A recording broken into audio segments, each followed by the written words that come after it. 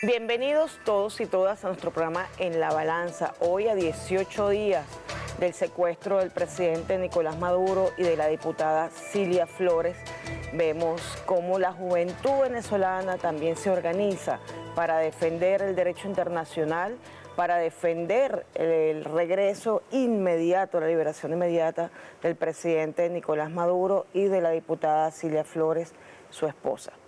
Hoy, para hablar de varios temas de interés internacional y nacional, tenemos un invitado muy especial. Se trata del doctor Claudio Fermín. Bienvenido, doctor, a este programa. Muchísimas gracias. Bueno, está de más casi que presentarlo porque una figura muy reconocida, sociólogo reconocido, político reconocido, que hoy nos acompaña para hacer las reflexiones que corresponden en este momento de tiempos tan complejos para la humanidad. Decíamos, doctor, antes de iniciar, que era importante porque para todo análisis político hay que hacer previamente una observación minuciosa de cómo está el tablero internacional, cómo está la situación geopolítica. Y ciertamente hay cambios que se están percibiendo a nivel internacional. Muchos de ellos también tienen relación con la demanda internacional que hay por reconstruir el derecho internacional, que se respete el derecho internacional. Sobre estos temas vamos a conversar, pero bueno, lo primero es cómo abordar el tema internacional en este momento en que la humanidad atraviesa una escalada militar, una escalada de imposición por la fuerza, de la pretensión de controlar territorios y recursos. ¿Qué estamos observando en este momento, doctor? Muchísimas gracias, Olga, por la amable invitación. Muchísimas gracias a Tevez y a su audiencia por tenerme en este espacio que para ustedes es de todos los días, de todas las semanas, ya son varios años con este espacio. Antes de venir acá, yo estaba viendo por televisión, justamente ahora, a las 11:30, antes de venir para acá, para el canal, la transmisión de varias intervenciones de un evento importante que se está celebrando en Suiza, en Davos, en Suiza. Allí suelen celebrar a principios de año, todos los años, jefes de Estado, grandes jefes de corporaciones transnacionales, digamos que fuerzas muy importantes en el movimiento de la economía y de la política mundial, se congregan todos los años para analizar la situación. Y estaba viendo la intervención del líder canadiense y el jefe de gobierno de Canadá estaba expresándole a los congregados allí en Davos y a todo el mundo que estaba viendo la intervención, estaba comentándoles sobre los pactos que ha hecho con China, que eso no debe gustarle mucho a los Estados Unidos de América, que han estereotipado la imagen según la cual China o Rusia es algo así como el infierno y que con esa gente no se debe tener ningún tipo de relación. Este líder canadiense expresó con claridad sus nuevos entendimientos con China, protestó de manera firme las pretensiones que tiene el presidente de los Estados Unidos de arrebatar Groenlandia, de hacerse de Groenlandia como si la ley del más fuerte es lo que tiene que prevalecer.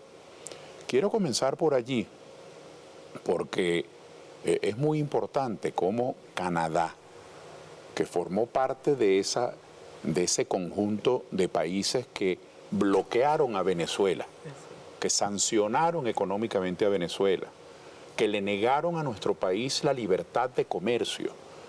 Si usted produce arroz o produce aguacate o produce cualquier bien de la tierra o simplemente está en una industria y elabora algo, unas sillas, unas mesas, cualquier producto que usted tenga, o si usted tiene petróleo o gas, como el caso de Venezuela, si ese es su patrimonio, usted debe estar en libertad de comerciarlo con quien usted quiera. esa libertad de comercio es uno de los derechos fundamentales de los pueblos. Incluso en el caso de los países capitalistas, esgrimían siempre esa bandera de la libertad de comercio como un planteamiento adelantado, como un planteamiento distinto y superior al monopolio, al enclaustramiento que hacen las grandes potencias de sus colonias que les impiden comerciar. No cabe duda que desde ese punto de vista el capitalismo, con sus planteamientos de libre comercio, fue un paso de avance muy grande con relación al mercantilismo. En esa época de los grandes imperios, las colonias de la Gran Bretaña solo podían comerciar con la Gran Bretaña. Las colonias de Holanda solo podían comerciar con esa potencia. Las colonias portuguesas solo podían comerciar con Portugal. En el caso nuestro, nosotros fuimos por mucho tiempo una fuente de materia prima para España. Venían los navíos españoles, cargaban la materia prima y antes de cargarla dejaban acá los excedentes de la economía española como un mercado cautivo.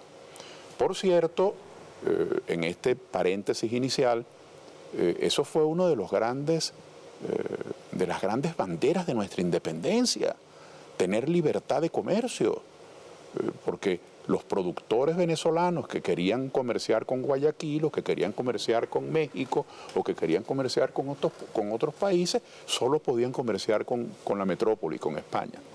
Entonces regreso a este comentario del programa que estaba viendo esta mañana. Los canadienses en un pacto con China, que no les gusta para nada a los Estados Unidos.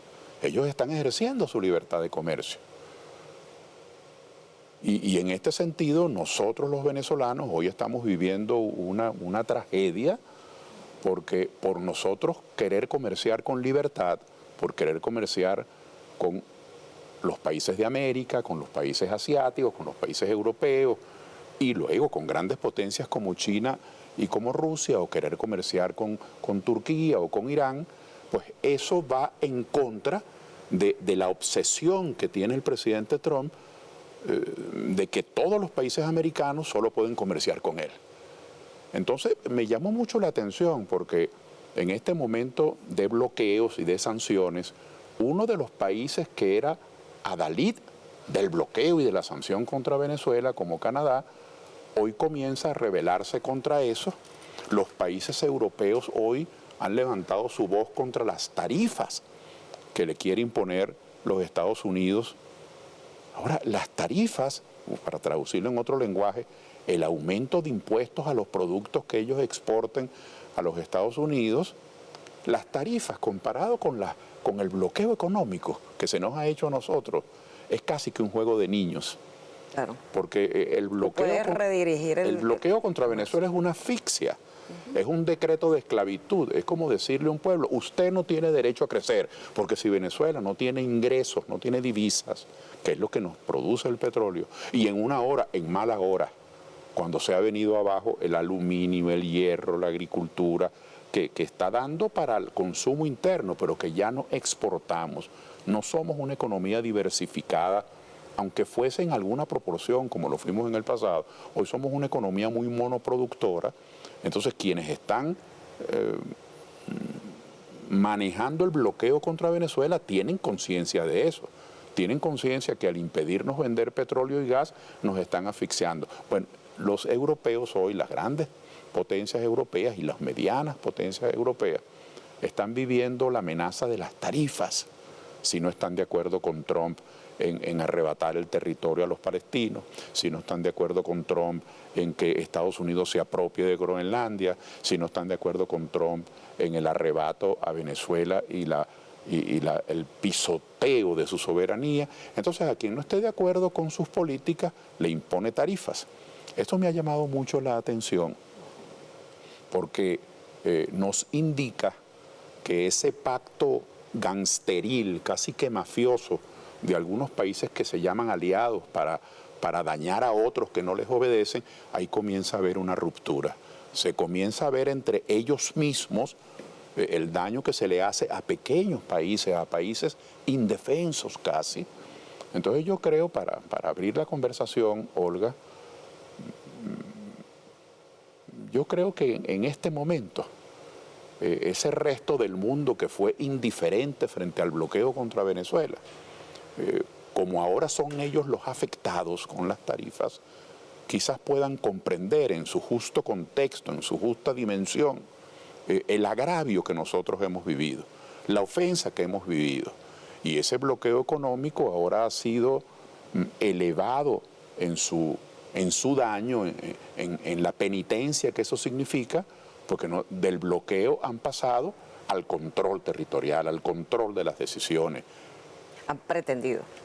Sí, desde... A través de la fuerza. Bueno, hay resistencia, por supuesto, en nosotros que creemos en la soberanía, que defendemos el derecho del país, y tendrán cada vez que la conciencia cívica y la conciencia patriótica, nuestro pueblo la pueda interiorizar mejor, porque en estos momentos, en esa polarización extrema que le hace creer a unos que una cosa es buena y una cosa es mala, depende de en cuál extremo esté, quizás no logremos captar que esto que nos está ocurriendo ni es contra la revolución bolivariana, ni es a favor de opositores que creen que esto es una salvación. Esto es un acto de agresión contra Venezuela. Contra Venezuela, todos, no importa qué tendencia política tengamos los venezolanos, esto es una ofensa contra el país y quiero transmitir eso. Entonces, esta ofensa contra el país, ante la cual muchos han sido indiferentes y muchos han sido cómplices, esos estados que han sido cómplices y que para adular a los Estados Unidos y para no meterse en problemas han repetido como loros todo lo que viene de allá de la sala situacional de Trump y de sus colaboradores, hoy comienzan a recibir ese coletazo, ¿no? Así que tienes toda la razón en que no estamos solos en el mundo, no somos un país que está en un rincón y que podemos valernos por nosotros mismos, pero ningún país puede valerse por sí mismo. Estamos viviendo en una comunidad internacional, esa comunidad internacional está hoy sacudida porque no hay leyes, no hay normas. Bueno, este señor Trump acaba de convocar un consejo, acaba de armar él, nadie le dio esa atribución, pero él acaba de armar un consejo para dirigir Gaza, para dirigir la suerte de los palestinos, y él mismo se permite invitar a tal gobernante y a tal gobernante para que formen parte de ese Consejo de Paz de Gaza. Él mismo se permite convocar a las empresas petroleras para decir quién va a invertir en Venezuela y cómo va a invertir. Él mismo pretendía, pero le salió respondón, decir cómo se va a dirigir los asuntos económicos de Canadá. Entonces estamos en un momento de mucha convulsión e invito a que lo estudiemos, porque esto va a ir cambiando, de manera acelerada, va a haber una reacción contra esto, ¿no? Entonces el mundo interdependiente que todos sabemos que existe, pues cada país trata de comprar afuera lo que no produce y puede ofrecerle a otros, venderle lo que sí tiene. Bueno, ese mundo está resquebrajándose porque alguien pretende que es dueño de todo. Es decir, los Estados Unidos, que por muchos años capitalizaron, sobredimensionaron, propagaron como si fuese una verdad, no solamente un deseo, sino una verdad que eran el adalid de la democracia, se están convirtiendo hoy ante los ojos del mundo como una traba, como un obstáculo, como un deterioro evidente de las relaciones internacionales. Y a todas de la estas, propia democracia. Olga, y a todas estas las Naciones Unidas como ausentes. Es decir, el Consejo de Seguridad, que debería estar ocupado, el Consejo de Seguridad es una instancia de las Naciones Unidas donde están las grandes potencias en un hecho de privilegio, pero así fue diseñado a raíz de 1945, después de la Segunda Guerra Mundial, y se supone que estas grandes potencias deberían sentarse a discutir para mantener la paz, porque son ellos los que tienen mayor armamento, mayor financiamiento. Bueno, están todos ignorados. Los Estados Unidos hace cuánto quiere. Entonces, las Naciones Unidas pintadas en la pared, la Organización de Estados Americanos, con lo que le ha pasado a Venezuela, pintados en la pared, la Unión Europea pintada en la pared, comienza a reaccionar en ese evento de Suiza hoy, de Davos. Estamos viviendo un mundo muy convulso, así que estas cosas que nos están pasando, digo cosas por utilizar una palabra genérica, pero estos graves acontecimientos en que estamos metidos los venezolanos, un bombardeo, la violencia, el terrorismo internacional, particularmente de Trump contra nosotros, el riesgo de perder nuestra soberanía, el chantaje al que está siendo sometida Venezuela, que si no hacemos lo que dice los Estados Unidos, o Trump, mejor dicho, porque los Estados Unidos no están de acuerdo en su totalidad con estas acciones, si no hacemos lo que dicen Trump, entonces nos aplica el embargo petrolero o amenaza con un segundo bombardeo. Es decir, todas estas situaciones yo invito a ver que no son estáticas ni son definitivas. Esto está en un proceso de estremecimiento y de reacomodo, y Venezuela, para atender esto, para darle el frente a esto, que es tan grave, porque de esto depende no solamente nuestro futuro, nuestro presente, todo, hay que elevar el tono de la política y salirnos de ese yo te dije, que tú me dijiste, que hace 15 años no me saludaste, que la semana pasada me quitaste el cachito o el café. Es decir, hay una cantidad de elementos en el debate absolutamente desproporcionados, sin ninguna importancia con relación a lo que nos está ocurriendo. Así que agradezco que hayamos comenzado tratando de ver qué está pasando en el mundo, porque el mundo está sacudiéndose y dolorosamente nosotros estamos recibiendo buena parte de ese coletazo por tener petróleo, por tener oro, por tener coltán, por tener reservas acuíferas, en un momento en que una gran potencia las necesita. Doctor, nos vamos a ir un momento a una pausa y seguimos con esta conversación que para todos es muy importante. Nos vamos entonces a la pausa.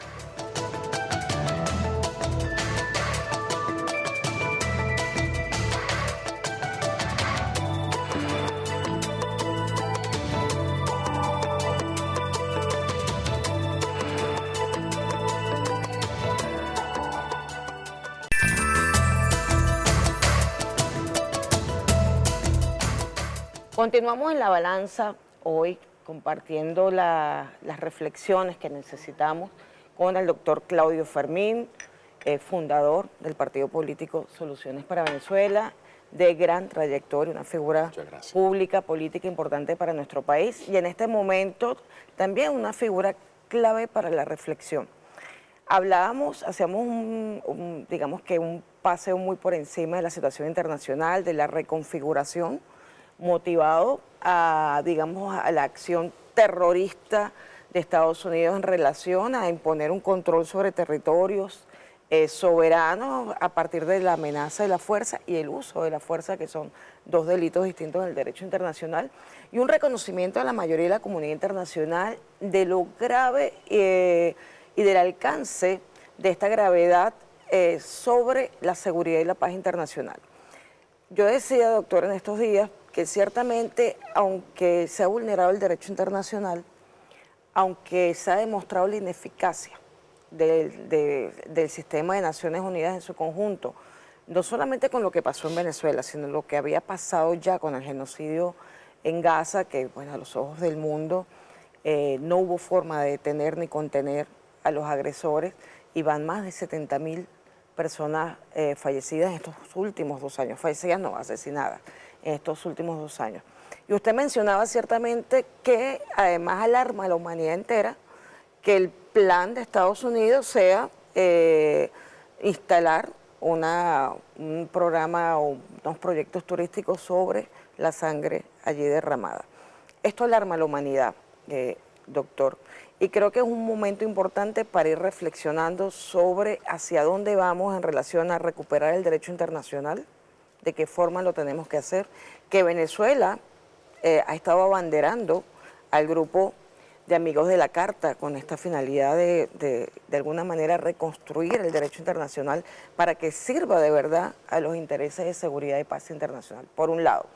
Por otro lado, doctor Fermín, la demostración de fuerza y la narrativa supremacista de Estados Unidos causa alarma porque hay una involución. Estamos volviendo 200 años atrás a la doctrina, tanto la doctrina Monroe como la doctrina del destino manifiesto. Es decir, por un lado, ellos no permiten sino el control de Estados Unidos sobre todo el hemisferio, y además ellos consideran que son los enviados por una fuerza suprema a controlar el destino de la humanidad. Esta amenaza cierta, brutal, hace que haya una reconfiguración.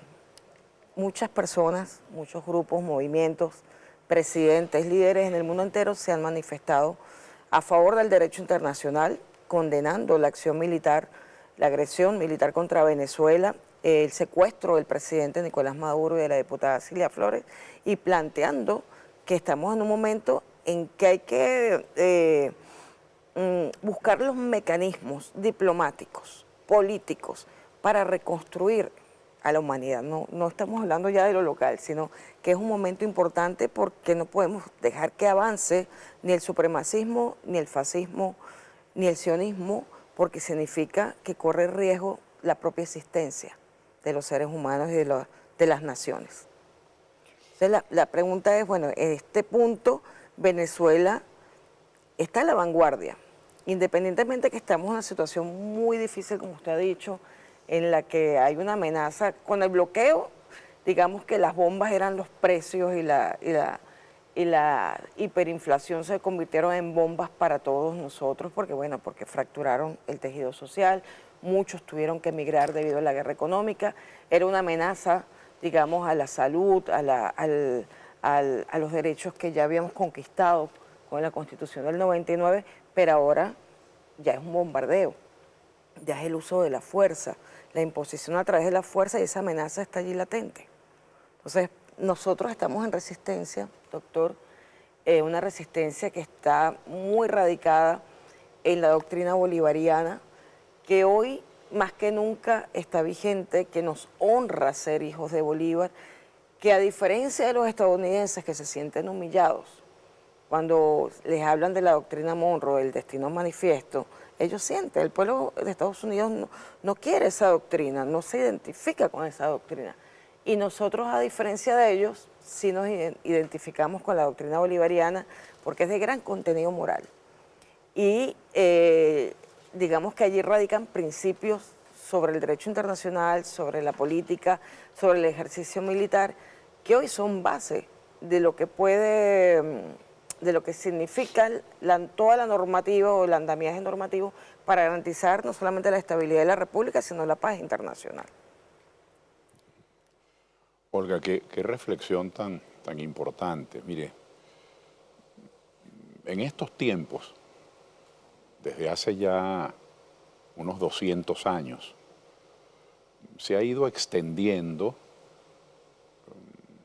toda esta artesanía jurídica de las constituciones en los países. Que por cierto, los Estados Unidos de América es un hecho histórico.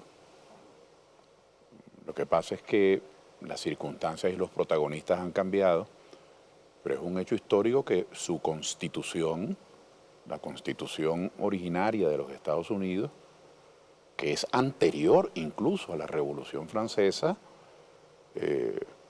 fue una manifestación de cómo aquella élite o aquella vanguardia política dirigida por George Washington querían establecer un modo de gobierno distinto a las monarquías. Un monarca, un emperador, hace cuanto quiere, hace lo que quiere. Los procedimientos, las normas, la rendición de cuentas, eso no existe. Un emperador, un monarca, reclama incondicionalidad, reclama fanatismo. Y el fanatismo pues siempre se justifica dado el carisma o dada la importancia o dada la promoción de ese monarca, pues hay mil maneras de justificar el fanatismo. Llegó un momento en que los reyes eran considerados en Europa, y así lo vendían ellos, representantes de Dios en la tierra. Y las constituciones comenzaron a tener un gran valor porque era una manera de controlar el poder del monarca. Ese es el origen histórico. No estoy refiriéndome a la artesanía jurídica, no estoy refiriéndome a la elaboración profesional, pero el origen en la historia de las constituciones es cómo le ponemos un freno, cómo impedimos que el gobernante tenga todo el poder. Es decir, que las constituciones de suyo tienen un altísimo componente democrático porque impiden todo el poder y tratan de distribuirlo. Así es. Eso fue lo que llamaron por allá en el siglo XII los británicos los fueros. ¿Qué eran los fueros? Los fueros eran, bueno, algunos privilegios que se le dejaban a los que no era el rey. El fuero de la propiedad, el fuero de la educación, el fuero eclesiástico, comenzaron a tener como espacio de poder. Bueno, hoy día las constituciones del mundo están en una crisis tremenda, en una gran crisis porque hay quienes están buscando, la palabra que empleaste, la supremacía, el supremacismo, tener todo el poder. Trump, que no puedo evitar nombrarlo, porque sería tratar de hablar de la realidad de hoy, ignorando quién tiene el poder. Trump, bueno, siente que él puede gobernar Palestina y que él puede hacer allí lo que le plazca. Él siente que él puede gobernar Panamá y hacer con el canal de Panamá lo que le plazca. Él siente que él puede gobernar todo el hemisferio, todo el continente americano. Bueno, estamos dentro de ese problema serio. ¿Qué hacemos los países pequeños? ¿Qué hacemos la comunidad internacional? Creía la comunidad internacional en 1945 que haciendo una asociación de todos los países, que terminó llamándose Naciones Unidas, se podían establecer reglas para que hubiese un acuerdo entre todos de cómo conducir el mundo, de cómo evitar nuevas confrontaciones. Todo eso está en crisis y ya lo sabemos.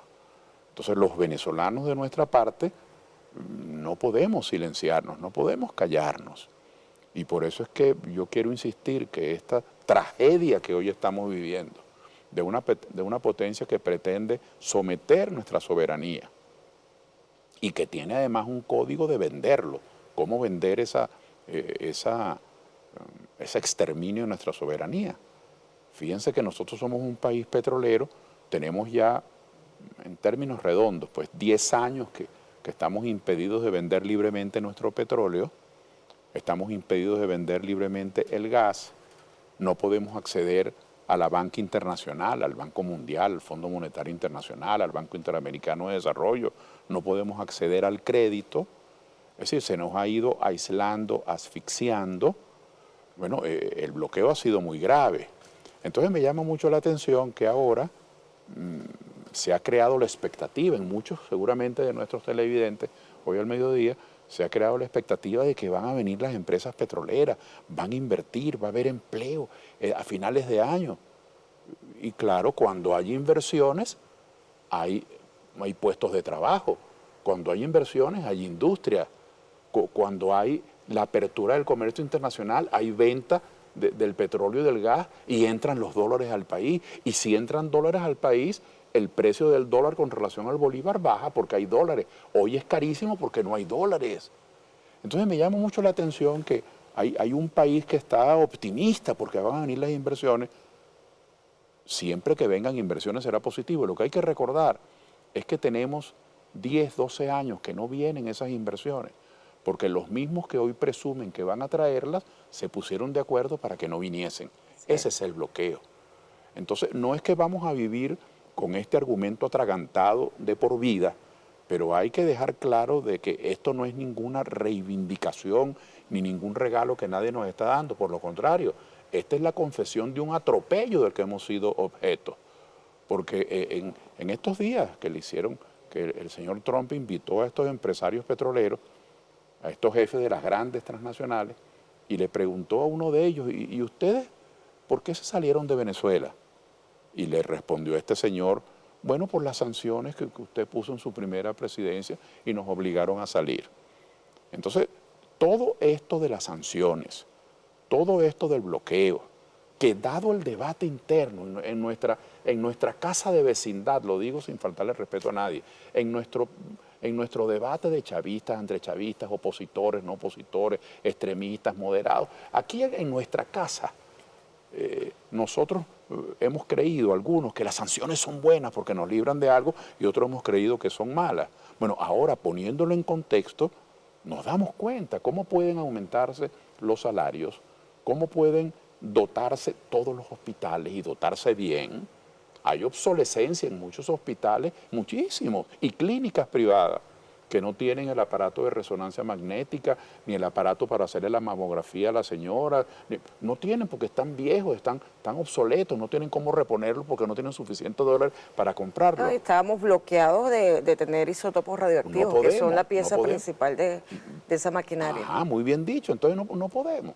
Entonces, esto del bloqueo, no para llorar de por vida, pero esto nos debe hacer a nosotros, a todos, izquierda, derecha, todas las tendencias, comprender que si Venezuela no tiene libertad de comercio, a la libertad de comercio tenemos que quitarle el tinte ideológico. No es patrimonio de una tendencia o de otra.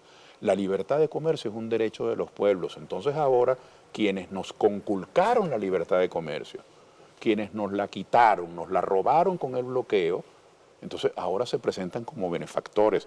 Bueno, y esto hay que estudiarlo. Y hay que estudiarlo porque, claro, los venezolanos estamos como entrampados.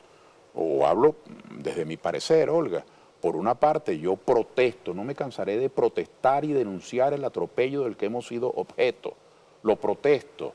Y Venezuela no puede callar. Venezuela tiene que ir a todos los escenarios del mundo, políticos, didácticos, comunicacionales, culturales, religiosos, e insistir en que nosotros hemos sido atropellados y que tenemos que ser resarcidos.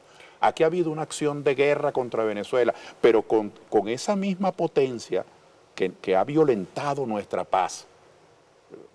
Hay que entenderse porque de alguna manera no podemos simplemente jugar a la pulcritud y decir yo no le hablo a los gringos, yo no le hablo a Trump. Bueno, y si tienen estos elementos de chantaje, si están con la misma Europa y la Unión Europea, con el problema grave de Palestina, si tienen al mundo agarrado por el pescuezo, nosotros formamos parte, lamentablemente, de los países débiles. Entonces, ¿cómo va la humanidad a resolver este acertijo? ¿Cómo pueden los países pequeños y los países débiles que están siendo sometidos, que quieren ser exprimidos, porque les importa un pepino, que si la justicia social, que si la protección social, que si la seguridad social, que si la vivienda, no les importa, les interesa el negocio petrolero aquí, como les interesa en Nigeria el negocio petrolero, como les interesa en Sudáfrica el oro y las minas, como les interesa en Chile y en Sudamérica el cobre y les interesa el estaño, no les importa la vida de los pueblos. Entonces, ¿cómo hacemos nosotros para mantener relación con esas grandes potencias, con el mercado que nos puede comprar, que puede traer tecnología, y cómo hacemos para defender nuestra soberanía? Entonces, ese juego, esa convivencia que pareciera imposible, es la que tenemos que convocar la inteligencia colectiva y ver cómo la enfrentamos. Yo creo, doctor, usted está hablando también de algo fundamental, el bloqueo comercial, pero el bloqueo no solamente impacta el comercio, el bloqueo de la guerra económica que se impuso sobre Venezuela impactó de tal manera que afectó la salud, afectó la educación, generó la ruptura familiar. Recordemos que yo se lo decía en estos días a algunas personas que pareciera que no hacen un recorrido por la historia, pero la ola migratoria de venezolanos al exterior fue fundamentalmente económica. Hasta el 2016 no teníamos olas migratorias, sino olas de turistas que iban y viajaban con el dólar preferencial. Sí. Entonces digamos que eso también generó una ruptura y eso también hay que estudiarlo y eso también hay que reflexionarlo, es decir, entender cuál fue la causa de la ruptura familiar. Olga, por supuesto que el bloqueo, claro, qué buena el inciso y qué buena la observación. No es un hecho simplemente económico, entre comillas. Si nosotros no vendemos petróleo, vamos a decir que eso es un hecho económico, pero si no vendemos petróleo, no hay ingresos suficientes. Y si no tenemos ingresos, ¿cómo vamos a dar créditos para la pequeña y mediana industria? ¿Cómo vamos a dar crédito para la agricultura? ¿Cómo vamos a mejorar los contratos colectivos? Y si no hay ingresos, no hay inversiones. Si no hay inversiones, no hay industria. Si no hay industria, no hay puestos de trabajo. Por ejemplo, en este momento en Venezuela, los venezolanos en edad de trabajar somos, números más, números menos, somos 16 millones de personas en edad, en la fuerza de trabajo en este momento de Venezuela. ¿Caben esas 16 millones de personas en la nómina del gobierno? ¿Caben esas 16 millones de personas en la nómina pública? Y si cupieran, que no es cierto, y si cupieran, ¿con qué los va a pagar el Estado? ¿Con qué ingreso? Entonces, para que podamos tener un desarrollo de lo que aquí se ha llamado la economía privada, es decir, lo que cada uno de los emprendedores, los agricultores, los industriales, la gente, pues la sociedad civil puede hacer, necesitamos esos ingresos. Entonces, no es, como tú bien dices, un hecho económico. El bloqueo es un hecho que daña todo el tejido social. Repito, porque si no hay inversiones, ingresos, no hay industria. Si no hay industria, no hay puestos de trabajo. Si no hay puestos de trabajo, no hay ingresos en la casa. Si no hay ingresos en la casa, no hay con qué comprar la medicina, no hay con qué comprar el alimento. Si no se compra la medicina y el alimento, hay desnutrición, hay mortalidad infantil que asciende. Es decir, todo esto está engranado. Por eso el daño que se nos está haciendo es un daño tan grande. Eso no excusa, por supuesto, nuestros errores. Claro. Nosotros tenemos 10, 12 años con bloqueo, en mi opinión, por supuesto, este es un tema polémico, no todos tenemos el mismo criterio, pero en mi opinión la grave crisis económica que tenemos no comenzó hace 10, 12 años, se empeoró gravemente, pero tenemos que ver también hacia atrás. Por ejemplo, aquí mucha gente emigró, bueno, porque la gente lo secuestraban en la calle, o porque la gente se sentía inseguro, o porque los muchachos se graduaban en un tecnológico, en una universidad y no conseguían empleo, o porque psicológicamente les vendieron la ilusión de un paraíso. Pero luego, con el bloqueo, el éxodo de la emigración se exacerbó, se multiplicó geométricamente.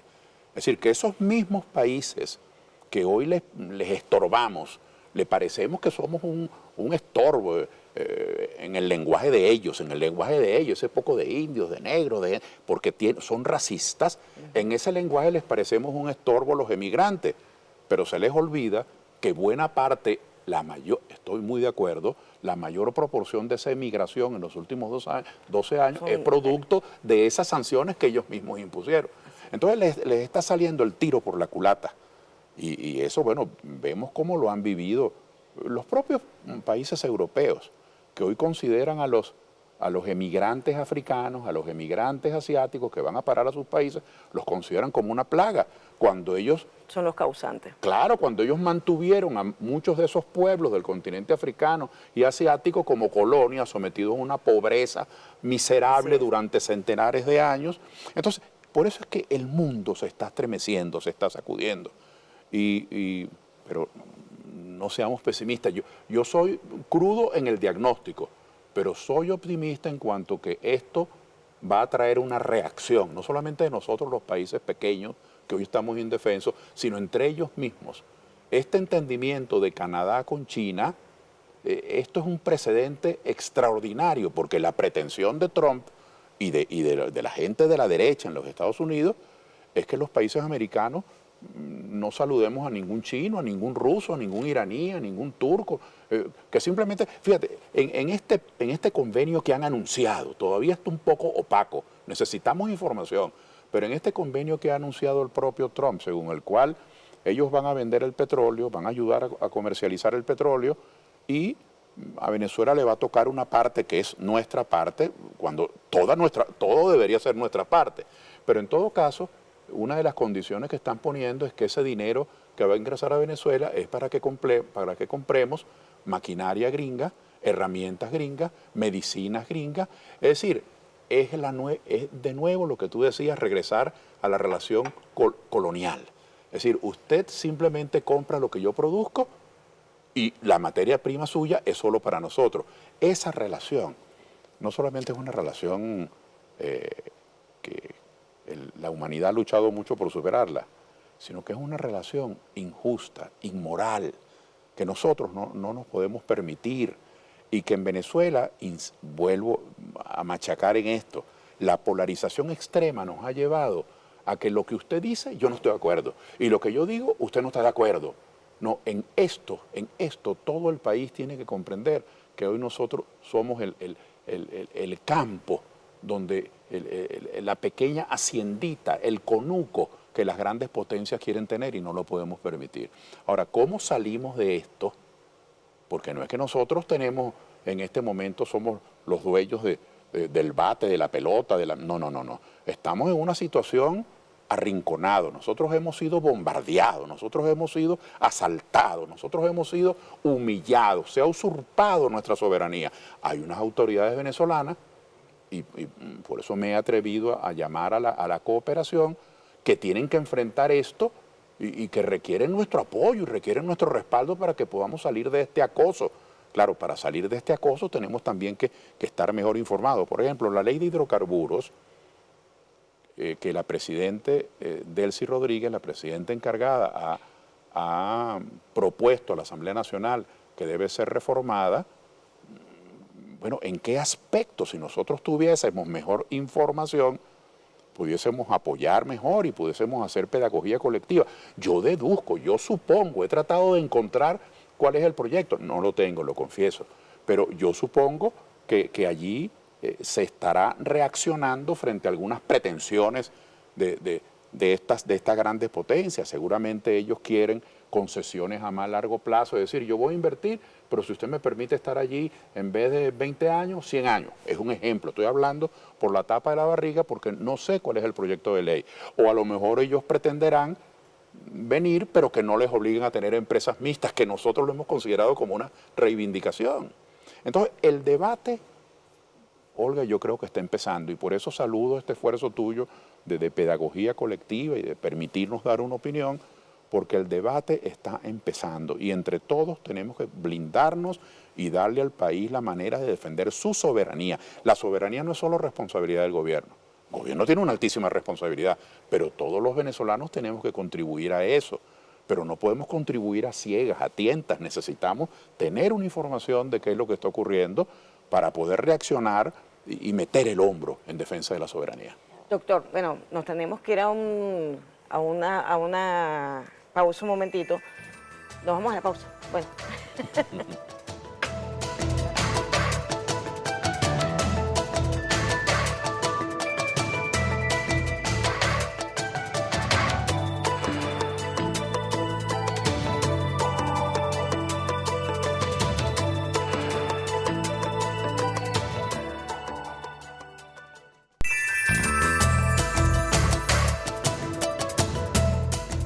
Seguimos en la balanza conversando con el doctor Claudio Fermín, figura importante y destacada de la vida política nacional.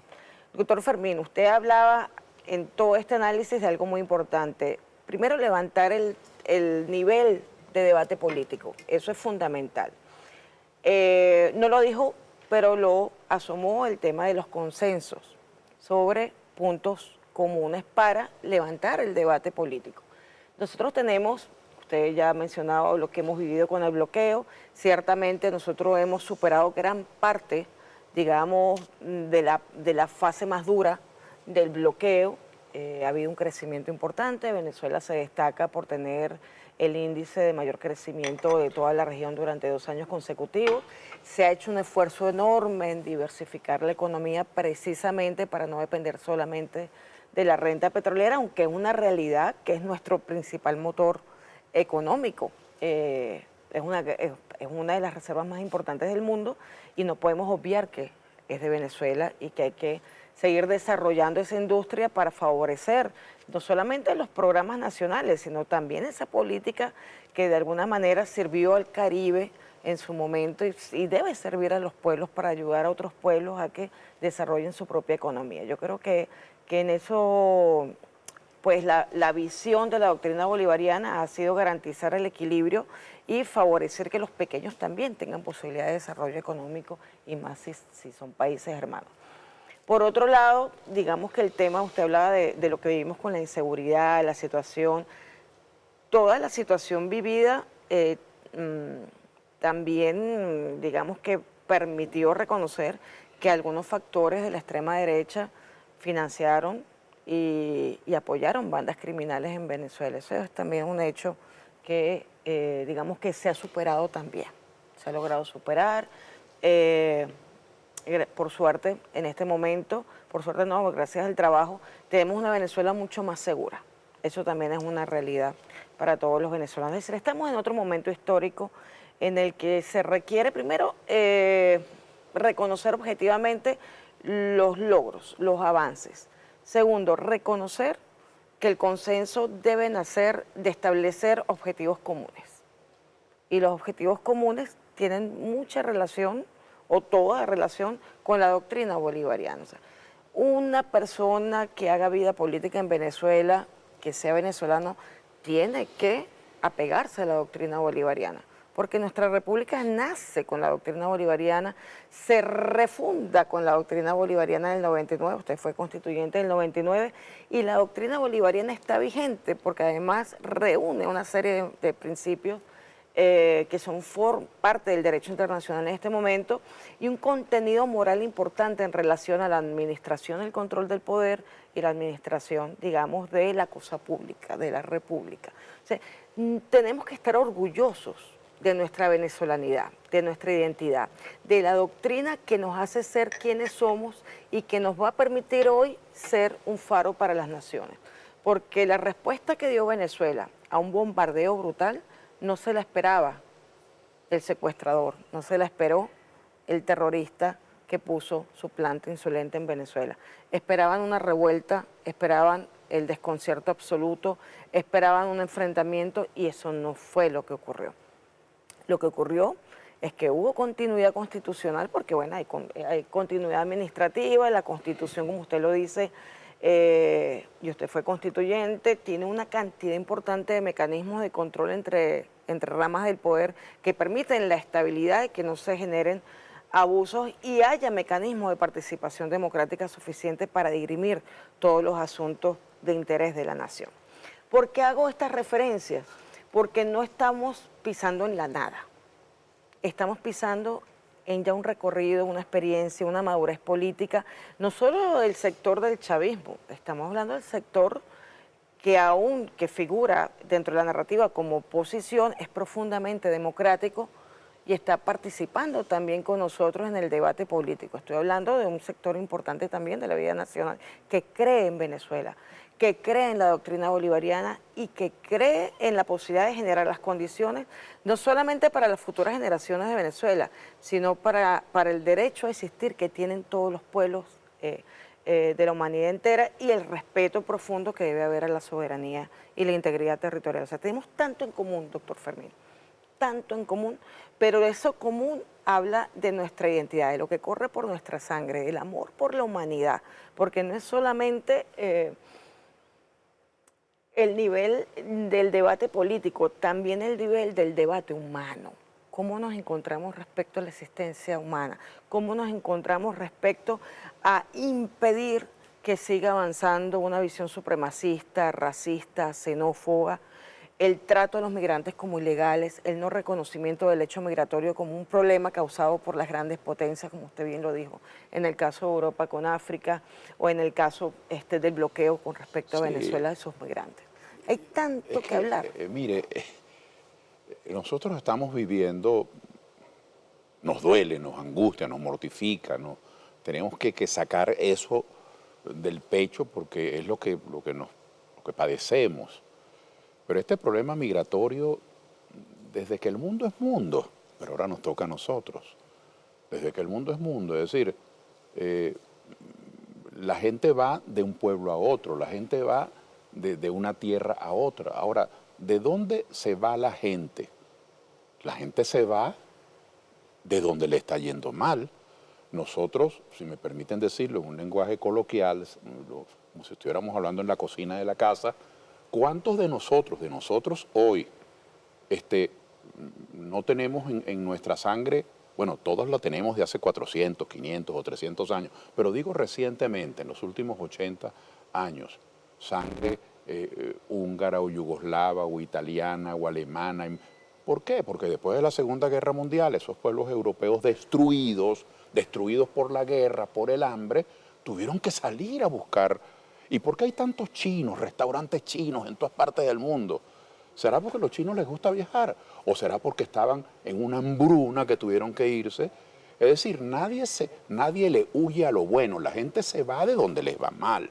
Entonces, nosotros hemos pasado por problemas económicos muy serios, y esos problemas económicos y por conflictos que tienen que ver con la inseguridad social, con la cuestión política, con el temor, y hacen que la gente emigre. Pero, insisto, no tengo la menor duda de que esa emigración y esos problemas se han aumentado bueno, en escalas geométricas, no aritméticas, se han multiplicado a la N en los últimos 12 años. Mire, aquí todo el mundo habla, con permiso, de los 27 años de gobierno chavista, que son los que van. Bueno, a veces uno se pone medio quisquilloso porque no me gusta mucho emplear ese término. Yo prefiero hablar de los gobiernos del presidente Chávez y los gobiernos del presidente Maduro, porque al presidente Maduro le tocó completamente distinto del presidente Chávez. Al presidente Chávez le tocaron 12 años con el petróleo por encima de $120 el barril. Bueno, que nosotros incidimos al presidente Maduro no.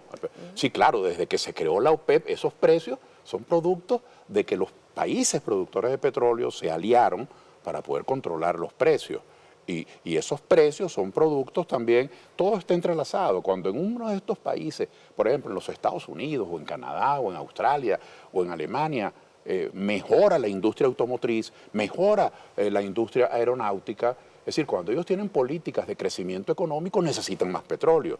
Cuando han tenido momentos de depresión, pues no compran petróleo. Todo va engranado. Para donde quiero ir es que el presidente Maduro, por ejemplo, le tocó eliminar el control de cambio, eliminar el control de precios, legalizó la circulación del dólar. Antes usted tenía 20, 40 dólares en el bolsillo y lo agarraba un policía, un guardia nacional, con eso y era capaz de meterle preso porque eso era ilegal. Ahora, todas esas medidas que hizo el presidente Maduro, por eso a mí me gusta distinguir entre los dos periodos, cada uno ha tenido sus problemas y sus logros, pero me gusta distinguir porque el presidente Maduro hizo un gran esfuerzo para reaccionar frente a eso. ¿Cómo hago para motivar la economía? Incluso creó hasta las zonas económicas especiales. Y las zonas económicas especiales, cuando usted le mete la lupa, Olga, se da cuenta que es prácticamente la negación de las otras medidas. Es decir, en las zonas económicas especiales hay exención de impuestos, hay beneficios para los inversionistas, etcétera, etcétera. Y todo ese esfuerzo chocó contra una pared que fue la pared del bloqueo, la pared de las sanciones. La pared de la conspiración internacional contra Venezuela. Y ciertamente en los últimos años ha habido crecimiento económico. Pero aquí es donde yo llamo a que nos sentemos con paciencia. Negar la reactivación de la economía en algunos aspectos es ponerse una venda. Pero cuando hay crecimiento económico, y quiero hacer este apunte, este año, por ejemplo, hubo crecimiento económico, el año 2025, con relación al 2024. Y el año 2024 hubo crecimiento económico con relación al 2023. Y el año 2023 hubo crecimiento económico con relación al 22. Pero todavía no hemos llegado a los niveles que teníamos hace 12, 13 años. Antes del bloqueo. Antes, ese es el problema. Que Punto del bloqueo. Entonces, hay que comenzar a agarrar con pinzas entre lo que es propaganda, lo que es motivación y lo que es la realidad. Fíjese, por ejemplo, esta que es una de las herramientas que se usa en el lenguaje común. Bueno, no podemos vender petróleo, pero es que todo se lo regalamos a Cuba, tantos barriles. Mire, es que cuando la propaganda está metida y la antipropaganda, las cosas no se entienden bien. El aumento de los precios del petróleo ha sido una reivindicación para nuestros países productores de petróleo. Tenemos derecho a eso, tenemos derecho, porque esa materia prima es nuestra. Eso nos lo regaló la naturaleza, como a otros le ha regalado café, como a otros le ha regalado el turismo, como a nosotros nos dio el petróleo y el gas. Pero ese petróleo y ese gas, antes de que existiera la Organización de Países Exportadores de Petróleo, que Venezuela contribuyó a su fundación a inicio de la década del 60 del siglo pasado, los países industriales pagaban por el petróleo 4 pullas, hasta que los países petroleros, los miembros de la OPEP, se unieron y dijeron, no, nos tienen que pagar esto. Si no nos pagan esto, bajamos la producción, aumentamos la producción. Bueno, en fin, ese aumento de los precios del petróleo nos ha beneficiado a nosotros.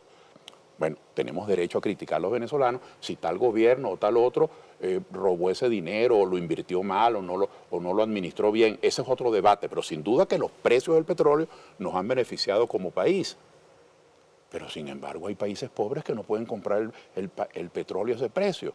Por eso Venezuela fue pionera, por allá por los años, a finales de los años 70, 75, 76, Venezuela fue pionera junto con México y Ecuador, después Ecuador se salió, de un pacto que se llamó el Pacto de San José. Ese pacto de San José hizo, para ponerle nombre y apellido, que el presidente Pérez y el presidente Luis Herrera y el presidente Lucinchi en aquella época le vendieran petróleo a los países del Caribe a un precio mucho más bajo. Bueno, hubo gente en Venezuela que criticó eso como un acto de dispendio, pero es que los países latinoamericanos tenemos solidaridad, tenemos otro concepto de la humanización. Cuando el presidente Chávez... Y del desarrollo, perdón, claro, doctor, porque el desarrollo de ellos también implica nuestro propio desarrollo. Y la estabilidad de ellos de influye región, en nuestra estabilidad claro, política. Entonces, cuando el presidente Chávez comenzó con esos precios preferenciales con Cuba, que además es un país bloqueado desde hace 60 años, con una sentencia de una daga en el cuello puesta por estas potencias, particularmente por los Estados Unidos, comenzaron muchos a criticar eso sin entender que Venezuela tenía ya muchos años haciéndolo, muchos años, y con el presidente Chávez se le dio un énfasis mayor al caso de Cuba por el bloqueo. Y bueno, hay gente que plantea dentro de los cambios... Perdón, doctor, por la posibilidad de intercambio, que también hay que decirlo, o sea, Cuba Claro, además prestó servicio para la alfabetización, para la atención primaria en la y medicina. Cuba lo ha hecho más allá de Venezuela. Cuba tenía una conducta con Angola, con otros pueblos. Es decir, la conducta de Cuba ha sido, en ese caso de la solidaridad, ejemplar. Pero a donde quiero ir es que hay gente que cree que administrar nuestra pobreza, nuestras miserias, nuestras desventajas es un problema de contabilidad. Hay gente que dice, será un gran progreso que lleguemos y entonces cuando lleguemos nosotros, dicen algunos, no se le regalará petróleo a nadie. Bueno, entonces tú le vas a vender a Haití o tú le vas a vender a algunos de nuestros pueblos del Caribe. No voy a hablar del caso de Cuba que trae tanta polémica, pero vamos a hablar de Grenada, vamos a hablar de San Vicente, de las islas del cinturón del Caribe. Tú le vas a vender el petróleo al mismo precio que se lo vendes a Gran Bretaña o que se lo vendes a Italia. Eso es justo. Para una persona neoliberal, para una persona sin sangre en las venas, sí, claro, eso tiene un precio. Pero para nosotros los latinoamericanos no puede ser así. Claro.